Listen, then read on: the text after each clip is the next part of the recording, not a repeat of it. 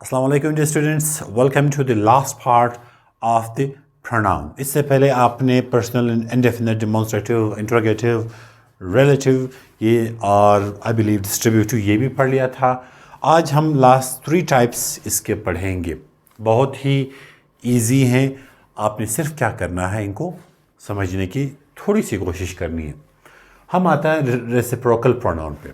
Reciprocal क्या होता है ये? It expresses a relationship between the individuals indicated in the plural subject.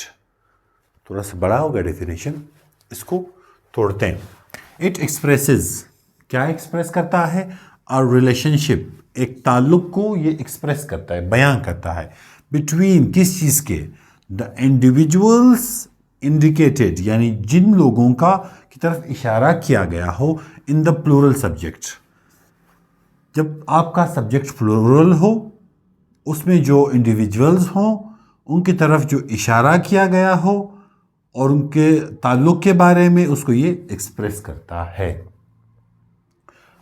Example पढ़ते हैं, फिर दोबारा इसकी तरफ आते हैं अगर आपको नहीं आया। 2 boys fought with each other. 2 बच्चे जो थे वो एक दूसरे के साथ लड़े। अब 2 बॉयज यानी जो इंडिविजुअल्स हैं जहां पे हमने individuals fought with each other, इनके बीच जो ताल्लुक है उसको शो करने के लिए जो प्रोनाउन यूज होता है उसको हम कहते हैं reciprocal pronoun. That is each other. Each other जो है यहां पे आपका रेसिप्रोकल प्रोनाउन है। Then the members of the family love one and other. ये जो ईच अदर है, वन एंड अदर है, जिसमें एक से ज़्यादा की बातें हो रही हो, जिसके आखिर में अदर अदर आ रहा हो, ये आपका रेसिप्रोकल प्रोनाउन है।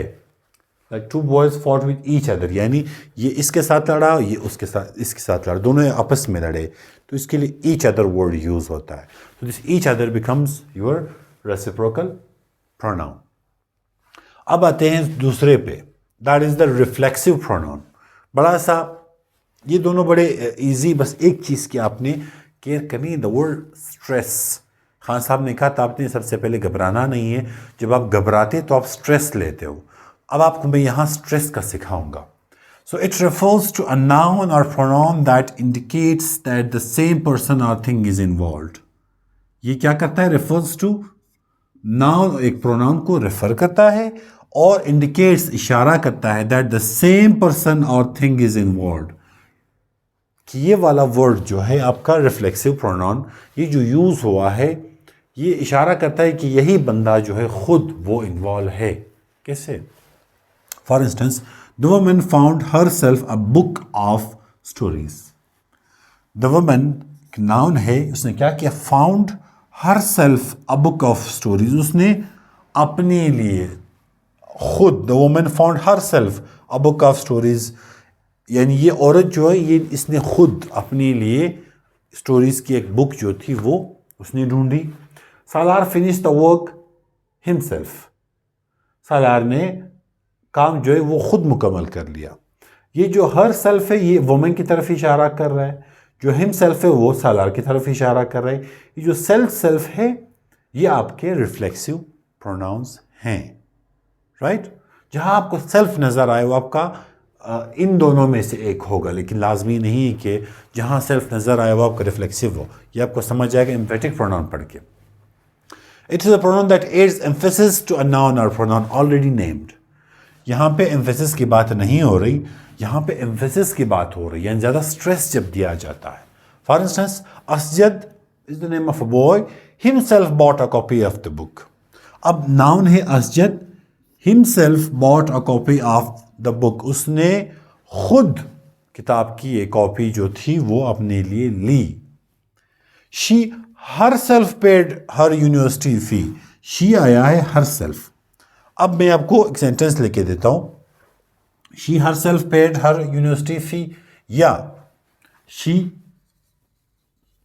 Paid university fee herself. अब यहां पे भी हर सेल्फ है, यहां पे भी हर सेल्फ है, मीनिंग दोनों की सेम है, लेकिन फर्क क्या आ रहा है? फर्क स्ट्रेस पे आ रहा है। यहां पे आप देखें, she herself paid the university fee, she her self, उसने बजाते खुद अपनी यूनिवर्सिटी की फी पे की है। और यहां पे she fed university fee her self, यहां पे भी उसने खुद ही की है, लेकिन उसने हर सेल्फ को दूर किया हुआ है। अगर आपका ये सेल्फ जो है ये आपके प्रोनाउन के साथ आ रहा है, she her self, he him self, they them self, वो आपका एम्फेटिक हो जाएगा। लेकिन अगर इन दोनों के बीच डिस्टेंस है जिस तरह से यहां पे, तो फिर ये आपका रिफ्लेक्सिव हो जाएगा। अगर स्ट्रेस है एम्फेटिक, जिसको इंटेंसिव प्रोनाउन भी कहा जाता है, अगर स्ट्रेस नहीं है तो reflexive pronoun, and that's it. अब यहां पे आपका ये 8-9 के 9 टाइप्स जो हैं वो क्लियर हो गए। अगर कोई भी इशू इसमें आपको आ रहा है, आप मुझसे पूछ सकते हैं in the comment section. I will be there इंशाल्लाह फॉर यू। अभी के लिए इतना ही। आई विल सी यू इंशाल्लाह in the next part of the parts of speech which is verb.